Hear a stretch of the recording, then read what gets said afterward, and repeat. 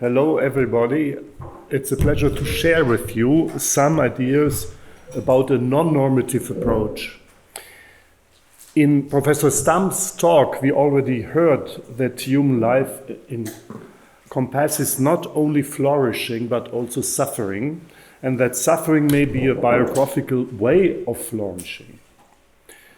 Let us remind disability pride, post-traumatic growth, the verbs to grow, to thrive, to flourish express a living organism's natural tendency. We know, however, that a cancer may grow.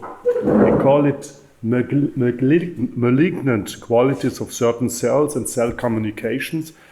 And this growth is a pejorative term. So coming to terms with growth wants to say that we have two tendencies. Jung says that the curve of life is like the parabola of a projectile. He says we grant goal and purpose to the ascent of life. Why not to the descent? The birth of a human being is pregnant with meaning. Why not death? For 20 years and more, the growing human is being prepared for the complete unfolding of his individual nature. Why should not the older human prepare himself 20 years and more for her death? Our personal or community-shaped God image is the inevitable blind spot when we refer to God. It's a blind spot because we cannot avoid God images when we pray to Him or to her, to God, and when we reflect upon God. According to Thomas Aquinas, the life's ultimate goal is visio beatifica. During this growing life, the vision's content is unfathomable. Consequently, a negative theology may be the best way to deal with our life's goals. Why a negative theology? Because this is a manner to express or to reflect on what we cannot express. Anyway, given that we cannot avoid our God image as our major blind spot, it is better to assume it and to detect its categories and polarities. So in our God images are our major normative biases. I'm going to explain some of those biases. Let me remind this important Dutch study. These colleagues researched patients and also non-patients, between quotation marks, healthy persons, about normativity of God images. And they found that in religion, in medicine, in social life, we presuppose that there are certain rules of correct or false God images. And depressed persons, but also Orthodox, Reformed, Protestant believing persons suffer from this normativity because they say, I should have a merciful God. I should have a good God, but I cannot believe it. My God is threatening me. So they suffer not only from a certain distance from God's love. Yesterday we talked about accepting God's love, but they cannot accept it because there's complementary stress about the God image preached or researched or defined by ontology or whatever. So let us detect a little bit this blind spot God image. First of all, normativity, it's the overarching category. A person may be an adjusted God image or a non-adjusted God image, or it may be open between both of them. So is it possible for us to reflect upon this non-normative God image? And then there's valence, very important. Normally God has a positive valence, of course, and the negative is rejected. For instance, it is sinful. Very often valence is also ambivalent. Spirits, maybe good spirits or bad spirits, angelic or demonic spirits, reflect, express these qualities of the God image. They represent also the polarity of moral good and evil. And the human being is between. Because we may be sinners, or we may search for goodness. And since the desert fathers and desert mothers struggles with demons, we are in this spiritual struggle. There is, however, another important way of negativity. I call it -G, or no good. It's no God. It's a psychoanalytic thought of Wilfred Bion, who said that a thought is mating of a preconception, in Kantian term it would be empty thought, with a frustration. So the infant is expecting the breast. This is also already a biological fact. And this expectation of breast may be mated by a realization of no breast available for satisfaction. So, no breast. I'm expecting a breast, but there is no breast available.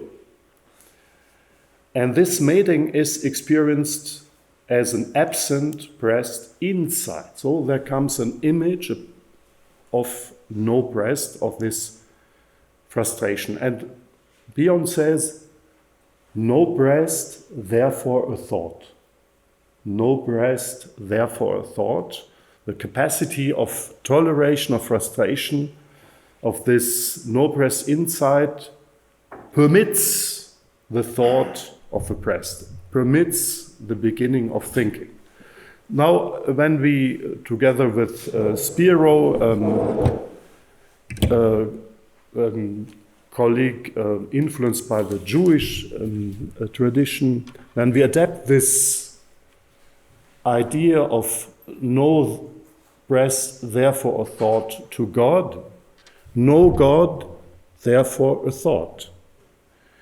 This may be this negative in a moral sense, a God, demonic, paranoid, megalomaniacal object that destroys religious faith, or it may be the hidden God, the Deus abscondidus. On the other hand, there may be a lack of God representation, so an incapacity to imagine an image of God. And in this absolute sense, total lack, it may be rare, but when we meet persons who do not have this capacity, they may suffer from this absence. A colleague of mine recently said me, she is a psychoanalyst and she has Jewish roots, and she said me, you have faith. And I answered, faith is not a possession, it's a kind of searching. And this is a common ground for dialogue. Not this possession of God, of images of God, but the common search for the sacred. a failure to internalize any of the foundational symbols of the mind provokes difficulties of mentalizing, but also difficulties of mentalizing the God image. There are other categories. First of all, perspective. In what Professor Stamp called the Dominican way, we adopt a third-person perspective, talking about God as we talk about objects. And the Franciscan way would be a second-person perspective, dialogue, common ground of searching for the sacred, and of course a first-person perspective. In other words, we have to listen to the other, how he or she represents God with words, with images, and very important also with actions. For instance, with rituals. It's astonishing, but an atheist may pray. We can say, how can you pray? Because you do not have a concept, you are not sure of God's existence. But yes, we already discussed it, he or she can pray. Gender, we are accustomed to attribute a male gender to God. And of the fathers, Abraham, Isaac, Jacob, and of Jesus' father. However, not only feminist theology clarifies that this is not a patriarchal masculinity. At the difference of the religions around, the God of Israel has no wife. He or she is beyond genders, we may say transsexual. So this is not new. It's in biblical theology, it's well known, but culturally we have this gender bias. Consciousness, many of our preconcepts and images are implicit or unconscious. We cannot make them entirely conscious, but respecting unconscious psychodynamic processes helps us, however, to accept a certain humility, that we are not able to describe entirely what is our God image, that many of, a large proportion of it is in our soul without being conscious. Pathology, classical psychiatric and psychoanalytic critique of religion entails a psychopathology of religion. In other words, describing, for instance, is describing and treating religious delusions. Nowadays, we admit more and more that the pathological and the healthy may be intermingled, and that major psychosis may comprise spiritual symptoms and elements of coping. A delusion may be a problem and part of the solution.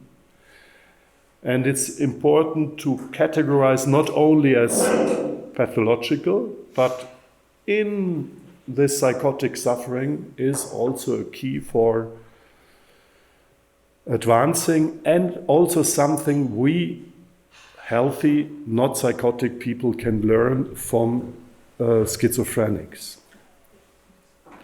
And last point, the ex-theism. The Abrahamic religions share a well-founded monotheism. This monotheism is well-founded. Let us remember, however, that the creed of one God has been revealed and needs an historical process and also a lifelong process facilitating the encounter of other spiritual quests, especially the atheist quest. When human beings suffer from what they perceive as God's will, God's activity or passivity. This may entail struggles. I already mentioned the struggles of the desert fathers and mothers, such as Job's struggle or also Jesus' struggle in Gethsemane. In psychoanalysis, and especially in attachment research, we try to mentalize the other's perspective, the other person's affective and cognitive states, what the other person feels and thinks, and what are the other person's intentions. This is a difference between a human person and a computer. Computer does not mentalize. He can store informations, he or she or it can store informations, but a human person is different from a machine. Peter Fonagy affirms, securely attached infant becomes mentalizing child. Securely attached infant becomes mentalizing child. In other words, in our development, we are mentalized by mother and father, treated as human persons having intentionality, will, feelings, etc., etc. And by being mentalized, we learn to think, to feel, and to mentalize others. In other words, to treat them as persons. Early experiences of attachment, security pave the way for mentalization.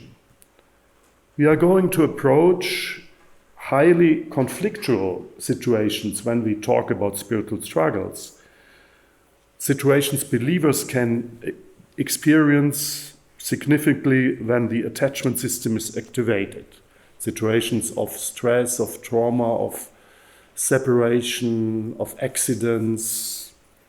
It is essential not only to describe but also to classify such struggles and to discern what is their content. So mentalizing spiritual struggles not only describe what they are about, but also what persons are feeling, what is their goal, what are their coping mechanisms. You will find in this journal, you can have a look on it, a paper of Julie Exline and Ken Pargament and others, really the major researchers currently in spiritual struggles. Now let us talk about attachment security and normativity. So first of all, what is attachment? When we understand the affectional tie to another person between baby and mother, we focus on security. The same is true when we talk about attachment to God. Security is, however, not a frozen state, but rather an equilibrium between safe haven and exploration. And we already mentioned it yesterday. It may be the continuity with an early attachment experience, correspondence hypothesis, or it may be a certain compensation when security experiences are lacking. And this thus provokes what John Bowlby calls an inner working model for the whole life, from cradle to grave, he says. When the attachment system is activated, it's not always activating when we are more or less secure as we are in this castle, we are protected against enemies, but there may be a terrorist attack coming in which will immediately activate the attachment system. So now we are in default mode, but the attachment system may be activated, and one of the situations of activation is the situation of dying. And I will now present you some of our research we conducted in palliative care. So it's an equilibrium. It's not clinging to the other person or to God or to the safe haven. It's also exploration. But it's not only exploration, it's also having a kind of home. So security is an equilibrium of both basic needs. So Whitehead and Brüntow remember this song, Abide With Me. It's a very famous hymn. And staying and separation are very close, as Whitehead says, a state and a process. So this hymn really is a condensation of what we called attachment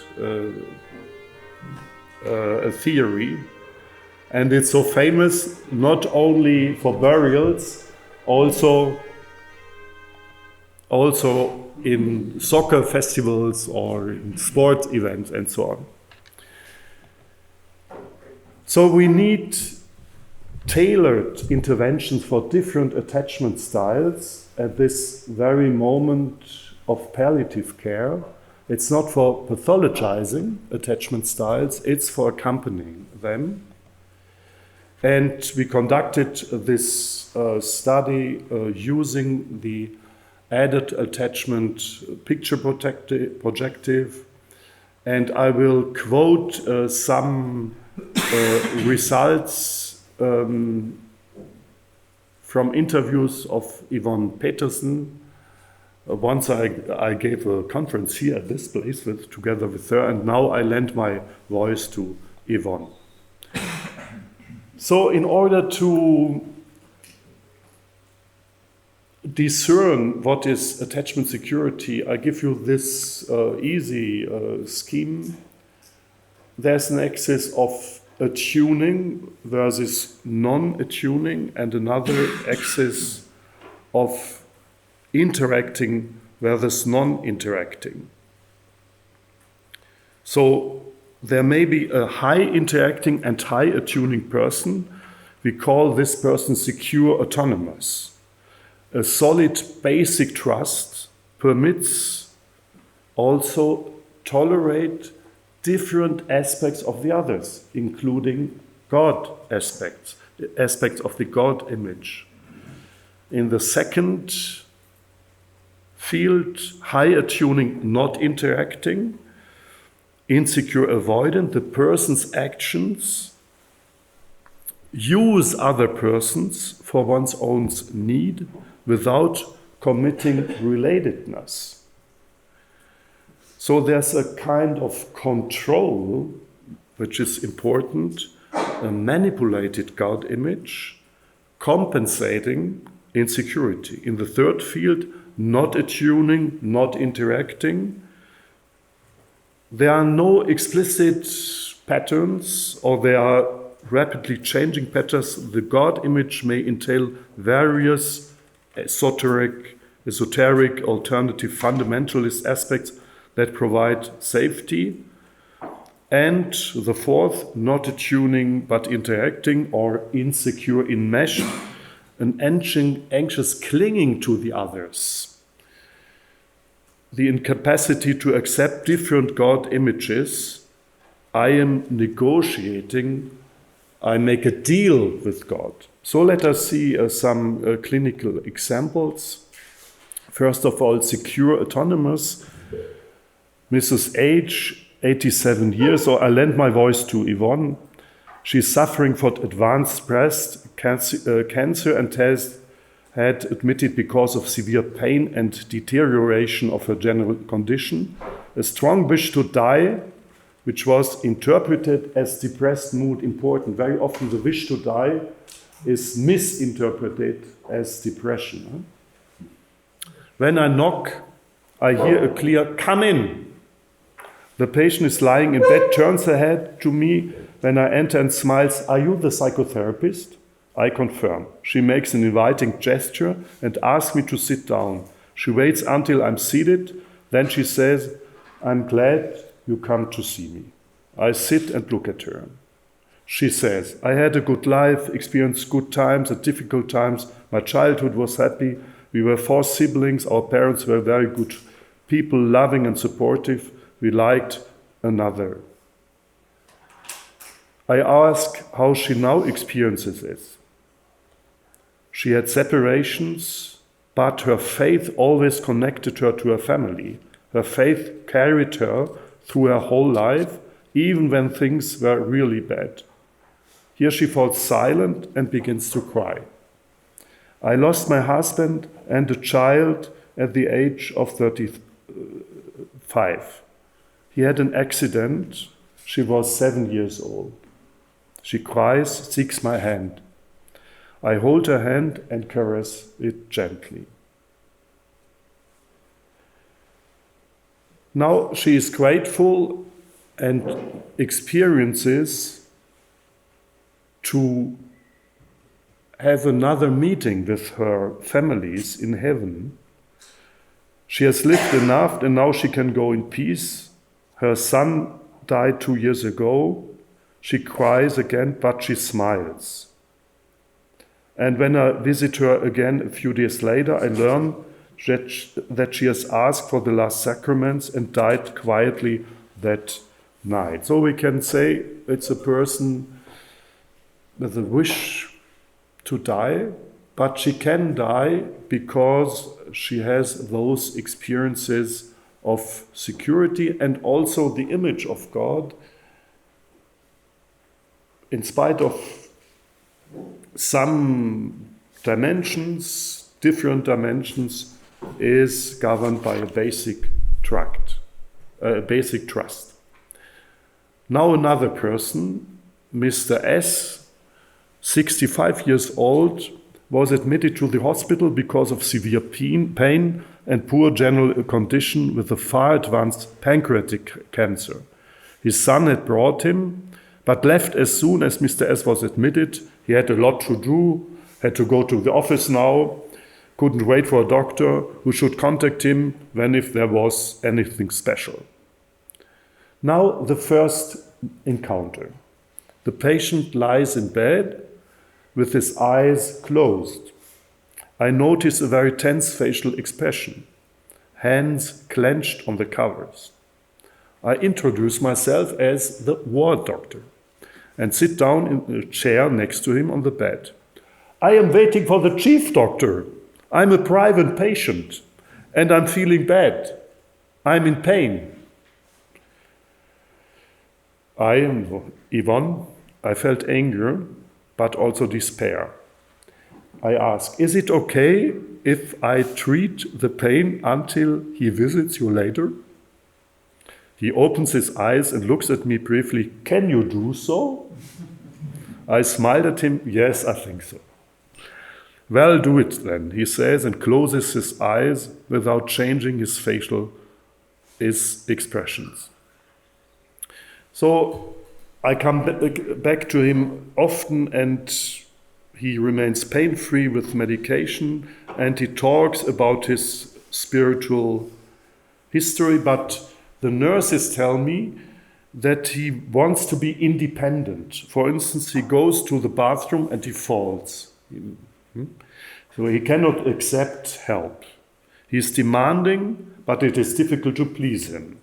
He emphasizes his status as very successful, well-known academic. His son, a successful lawyer, visits him once, but leaves quickly.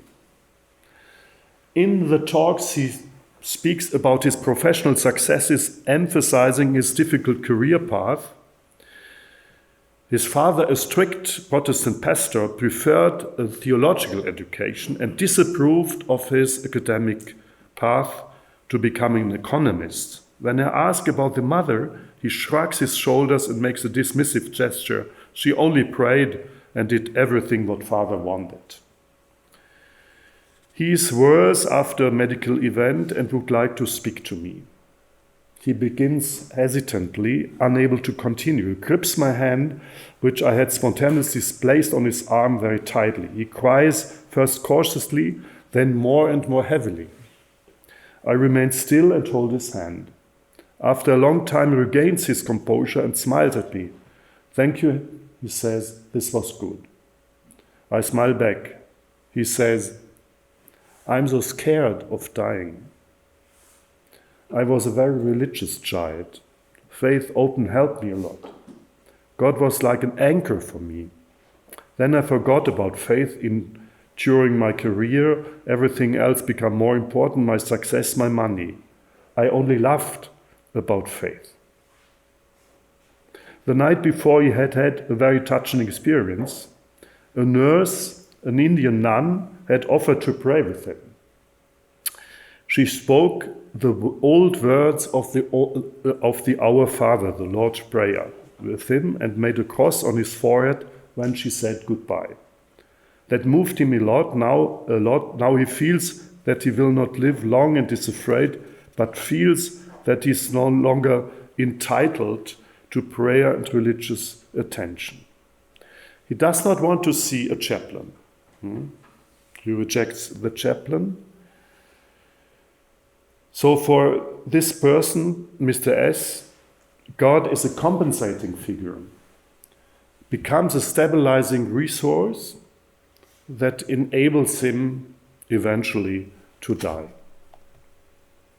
So here we have the God image as a controlled substitute, and the continuity is broken with the child faith, but he can mobilize it at the end of life. Let's come to the disorganized style. Frau N, I remember this patient. I met her also. But let's hear what Yvonne says. Very advanced breast cancer, had been previously only irradiated. She refuses chemotherapy because she has natural medicaments, especially stones she has in her hands. Now she's suffering from severe local pain and her skin was open. It was really difficult to see, and also for the nurses to care for her, because it was really a cancer at the end of the illness. During the first contact, says Yvonne, I see an emaciated, mask-like smiling woman who greets me with the words, "I'm glad you are coming. I want to go home tomorrow." She's sitting on a chair. It smells very unpleasant. An unpacked bag is next to her. "Great," I say.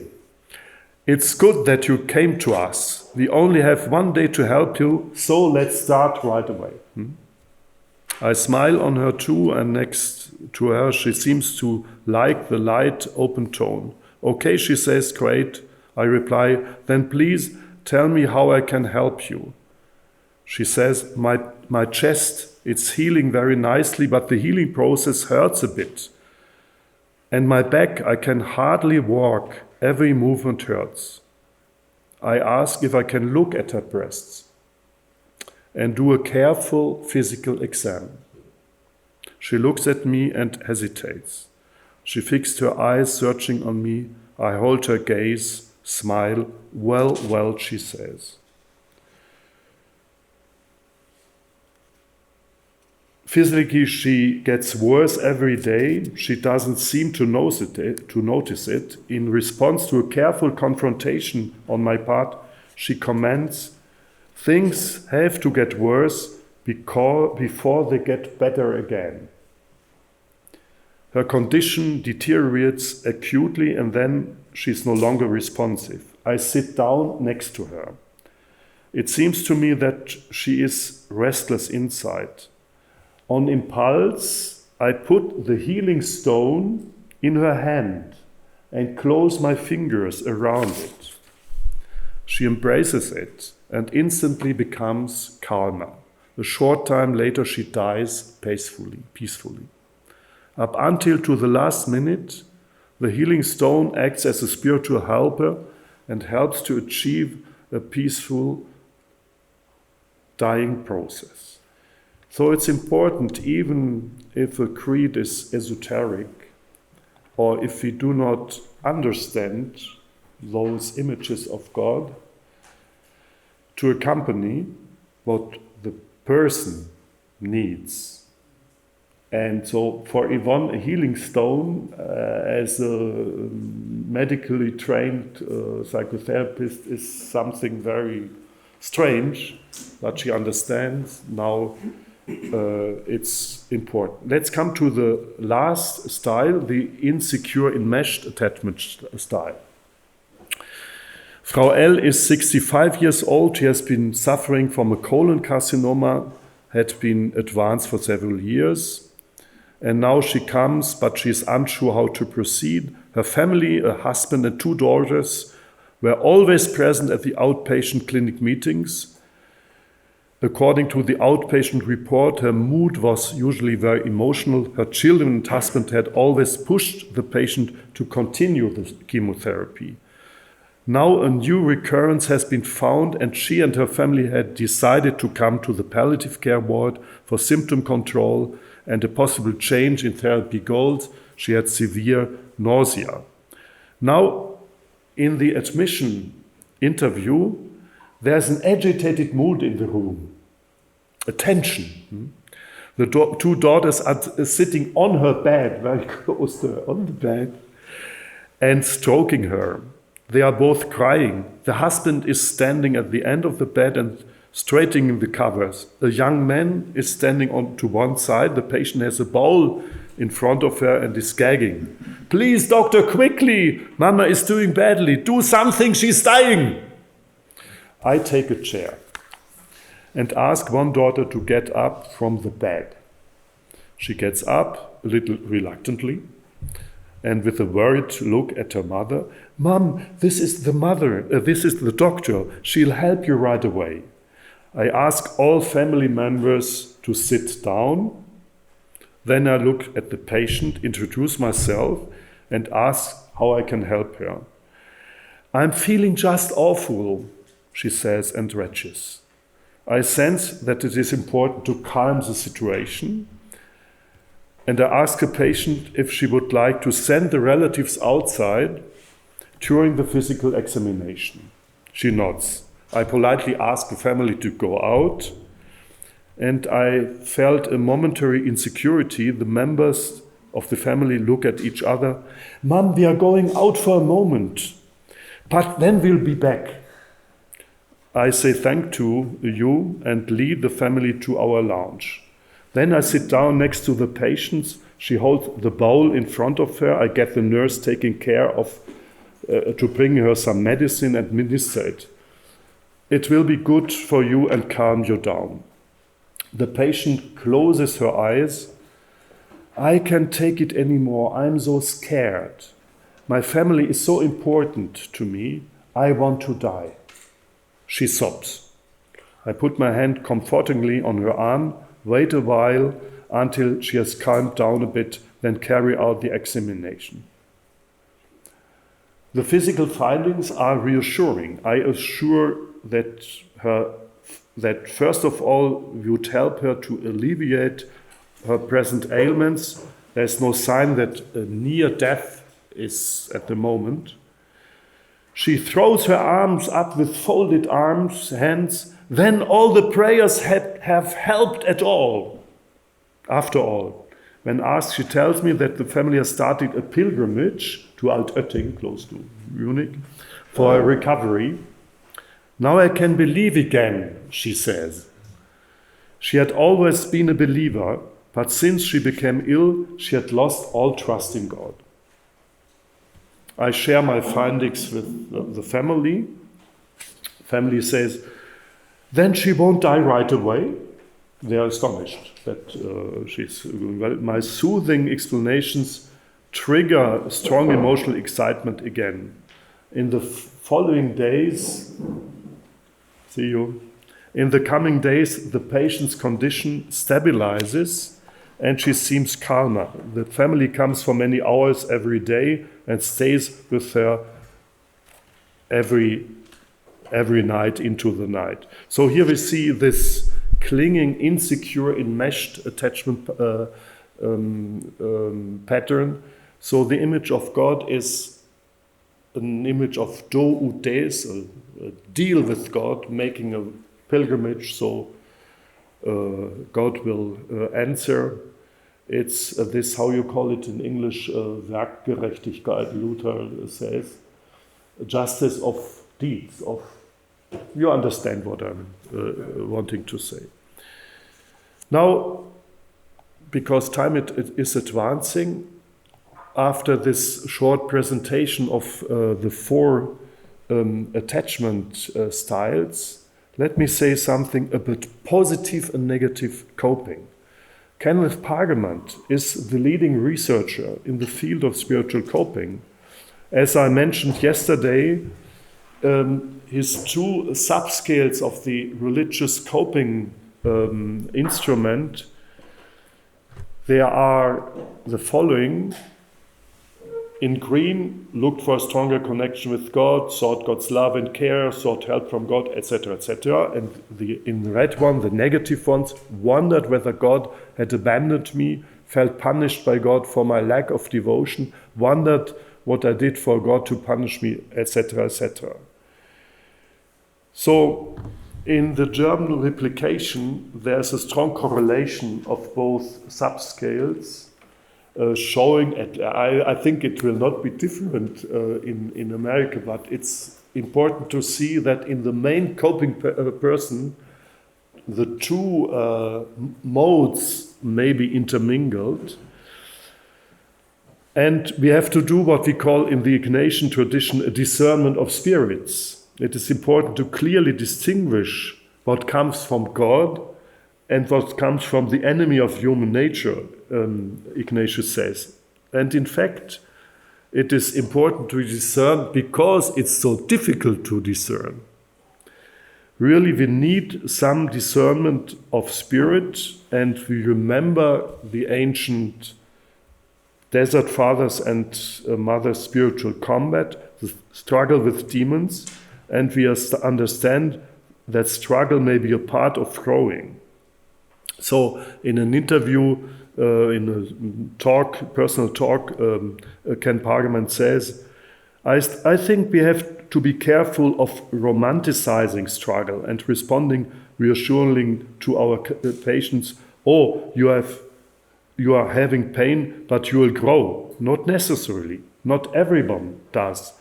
But our obligation then is to discern when struggle is in fact problematic and potentially deadly, and when people are taking a more constructive, healthy path through their struggle. So struggle, without romanticizing it, may be a pathway to growth. You may read the whole interview in our journal.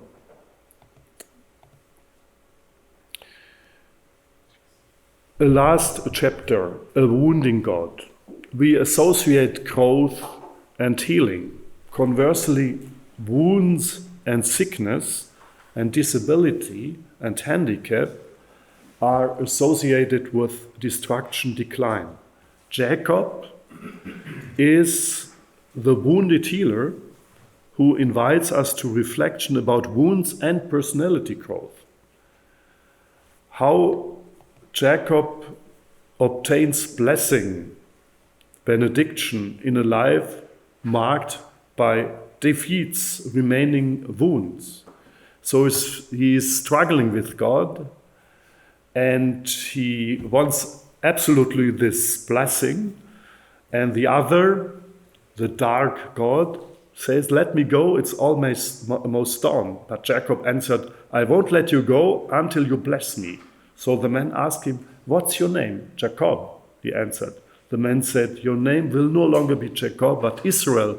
He struggles with God because you have struggled with God and with human beings, and you have won. Jacob said, please tell me your name. He wants to be a positive theologian. He wants to have an object to reflect on. But negatively, the man answered, why do you ask for my name? Then he blessed Jacob there.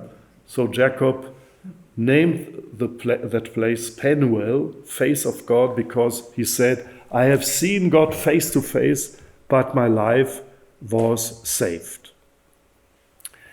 when we pray the Our Father, we have this phrase, "Do not lead us into temptation." And this perasmos, or temptatio in Latin, Luther calls it Anfechtung, a German word, fechten, to fence, to fight, struggling with God. So in this interpretation, do not lead us into temptation is a prayer for not entering struggle, but when I continue, when we are in struggle, let us meet God as Jacob met God. I come to my conclusion. Here it's just before just an allusion to Job, that the Satan, the accuser, or diabolos in Greek, is a part, as Karl Barth says, the Satan is a part of the divine house. So the accuser is a part of this dark God image. And we have this trace in the Bible. So my conclusion: he must grow, but I must decrease. The curve of life, we said, is like the parabola of a projectile. So growing and decreasing are inevitably human. Admitting the blind spots of normativity biases helps accompany struggling persons, insecurely attached, negatively coping persons. So without pathologizing them, but finding tailored interventions for accompanying them. Without romanticizing spiritual struggles and consecutive wounds, how to assume both. For instance, what we heard about the Nordic heroes or the Finnish heroes yesterday. Huh?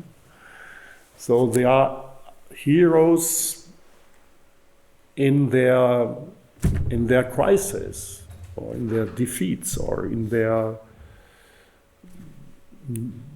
not found successes. Abide with me, fast for the eventide, how to stay being abided with the other when swift to its close ebbs out life's little day. Thank you for your attachment.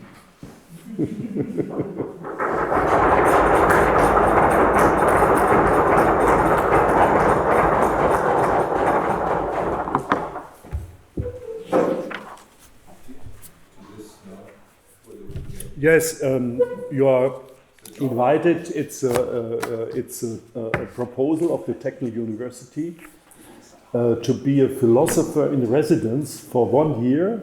If you want to do this, you have 1 year scholarship, you do research. Actually, we have somebody who does research about Karl Jasper's boundary situations, a philosopher. So apply to it, but do it rapidly because deadline is February 15th. So do we have time for questions, for a few questions?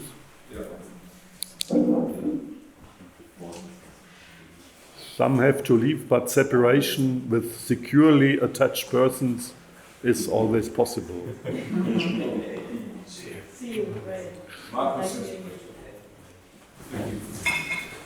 Yeah, well, you touched so many interesting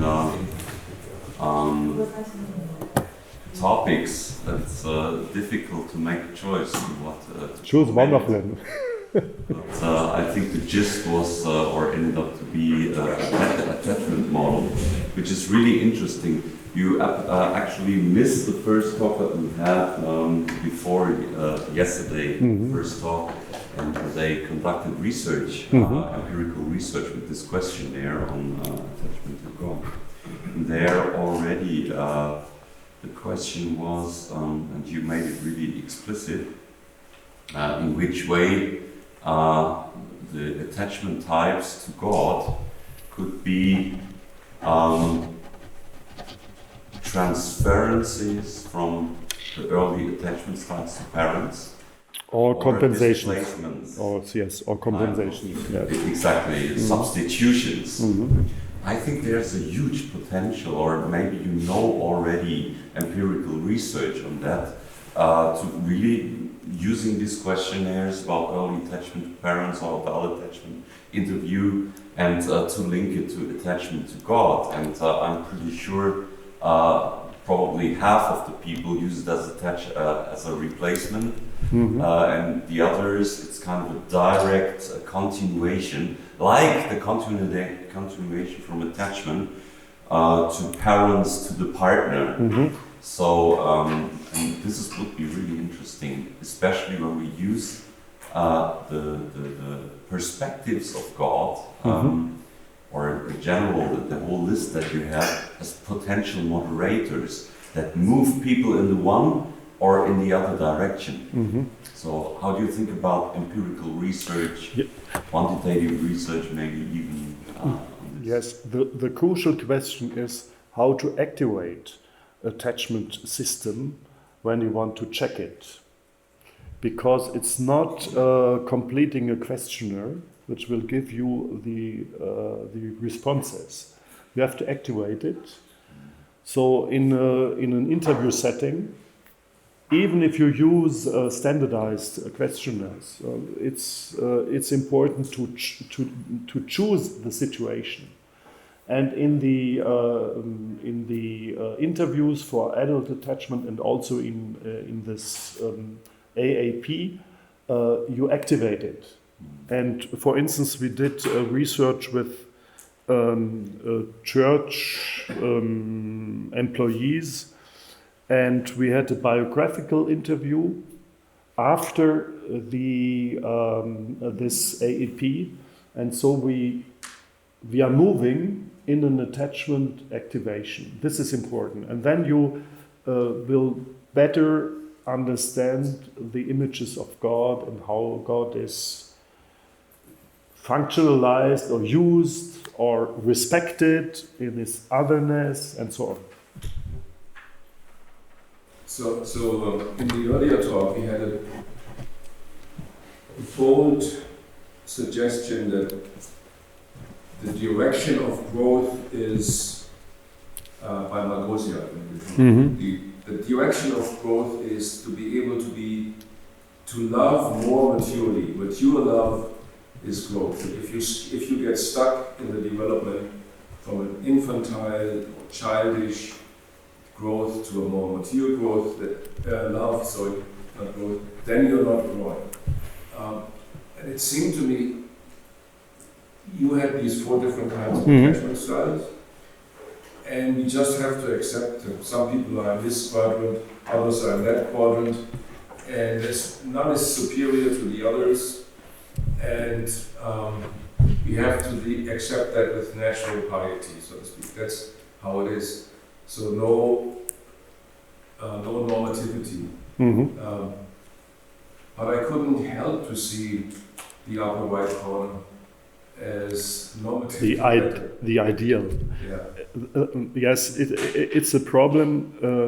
What is important is not to pathologize attachment patterns, but to, as you said, to accept first of all how the other person is, how myself I am, and then find what is good to accompany, and for not stressing the insecure attached person with this normativity, because she cannot or he cannot. The question is whether these styles are deterministic, whether you can, let's say, acquire later on attachment security. In a certain sense you can, because there are substitutions. Even if you have abusing parents, you may have new parents who can somehow help you but it's true in this secure attachment is a certain normativity, it's, of course, but it's not a pathological model. It's more a developmental model. And especially, and that's why I chose this title for my intervention, because normativity can hurt people, can be too ideal. A quick follow-up. So basically you say, ultra posse nemo obligatur. So if one in one of those quadrants, and objectively speaking, the upper right might be the best, I cannot morally oblige you to move in this direction because you can't do it. But then is it fate that we are stuck in? Do we have any control where we end up? Yes. Or is it just fate? I think ultra posse nemo tenetur, more important than the posse is the desiderare, the desire, the quest. It's not an obligation to grow, it's an invitation. It's a life event, a life process. So it's good to repeat it with this Latin phrase, because obligare is to normalize, and to convince the others that he had better to be securely attached. Herr Remini. I want to make 3 points if we have the time. Sure. Let's start with the first. So the first one I want to say is thank you for your inspiring talk.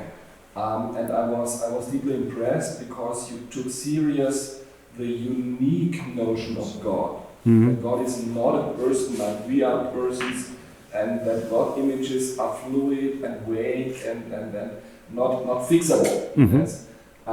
So the keywords were the negative theology, were Deus abs conditus, that God is not your body, that it's not God's job to decrease your stress symptoms or something like that. Yes. And that was very, very helpful for me. Thank you. That's the first point. The second point, if God is not a person like you and me, and if God is not your body, but if God is the transcendent ground of all being, or a unique single term, or the transcendental condition of speaking about that reality, then God is not an object like other objects in our world. So God, and you told that, God is represented by meaning. And my question is how to examine that our relationship to God is represented by a relationship to my neighbor.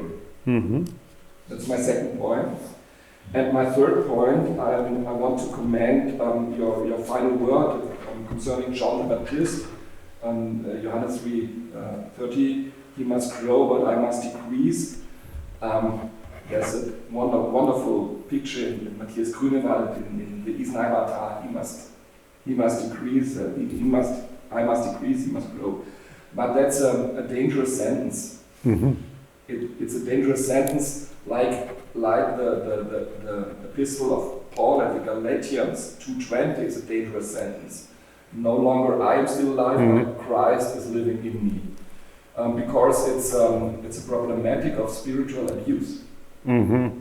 So if anyone says, well, he must grow, but I must cease, or no longer I am living, but Christ is living in me, it's a huge danger of spiritual abuse, and that's my third point. Thank you. Starting with the last point, as you mentioned it, it's a problem of our practice. This misunderstanding is not a conceptual one. It's a misunderstanding, it's a perversion in the practice that, like the term Christian humility, I have to decrease, and so on and so on. And self-actualization is something pagan, evil, and so on and so on. There's a very long tradition in this sense, in asceticism, and you're entirely right, it's a misinterpretation, and it's dangerous.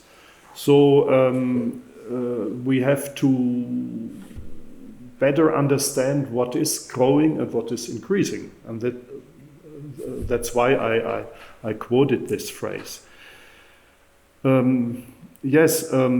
Our relationship to God is represented in our relationship to the others. Of course, this is in the whole Bible. It's important that God, who is far, does not want to say that His love and our behavior is far. It has to be very realistic. And it has to be a ground, it has a ground in this earth. But it's never limited to what we imagine of God. God is greater. Mm-hmm. So that God is always greater does not want to say that the little things are not important. So they are reflecting how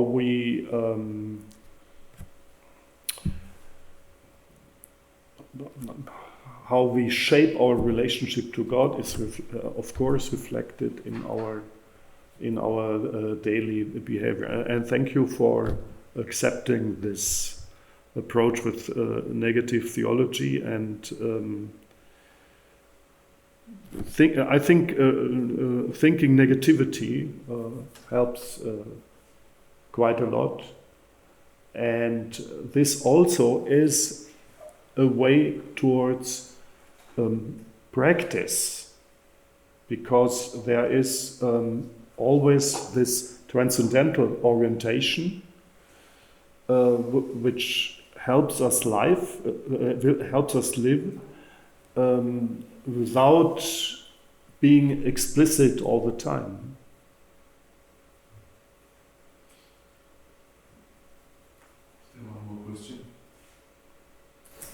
I think the third question, I must diminish or even disappear or die, cannot mean that I have to be annihilated and become passive. So that's especially for like process people, and it's very important that my freedom actually has to increase and not decrease. Exactly. So it's more than a question of interpretation. If I understand you right, it's a question of my God concept and of the concept of my God-world relationship. And that's a reason, for example, Rana argues with the axiom of the direct proportionality. So my God dependence and my freedom increase in the same direction. The more I belong to God, the more I'm in my inner self and I'm free. And it's this blessing of the wounded Jacob. Yeah, of course. He will be blessed in spite of his wounding. Yeah?